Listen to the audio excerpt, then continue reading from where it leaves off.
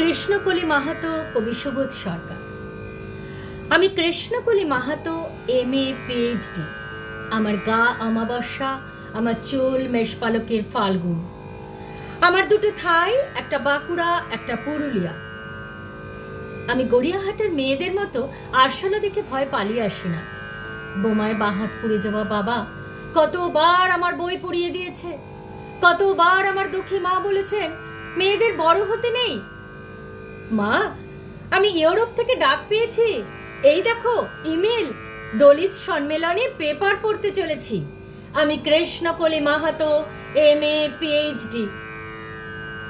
আমি যার কাছে PhD করতাম সেই প্রফেসর আমাকে রায়চকে নিয়ে যেতে চাইলেন।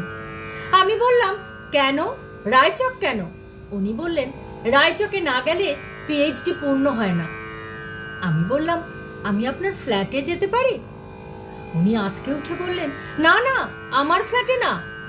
আমার PhD 1 বছর পিছিয়ে গেল।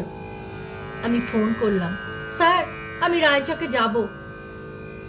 হোটেলের ঘরে ঢুকে উনি আমার মুকুটমণিপুরে হাত দিলেন, আমার সাঁওতাল পরগনার হুক খুলে ফেললেন, হা হয়ে দেখতে লাগলেন আমার বাঁকুড়া, আমার পুরুলিয়া। আমার 2 অগ্নিগোলকের কাছে মুখ নিয়ে গেলেন, আর তখনই চিৎকার, আগুন আগুন, আমি পারবো না। সেদিন রাতে প্রফেসর আমাকে ফেলে পালিয়ে গেলেন। আমি কৃষ্ণকলি মাহাতো, MA PhD। কত কষ্ট করে, কত অপমান সহ্য করে, জঙ্গলে ঘুরে, রাত জেগে বই পড়ে আমি এখানে এসেছি।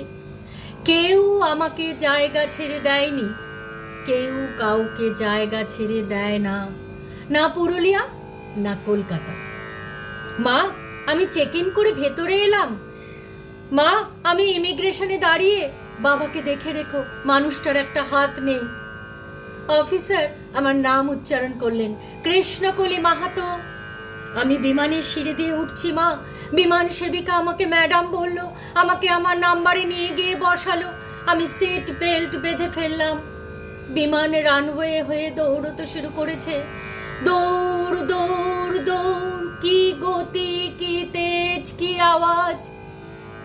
আমার মনে হলো বিমান রানওয়ে হয়ে দৌড়চ্ছে না, দৌড়চ্ছি আমি আমি আমি আমি কৃষ্ণকলি মাহাতো, MA PhD। আমি কৃষ্ণকলি মাহাতো, MA PhD। নমস্কার।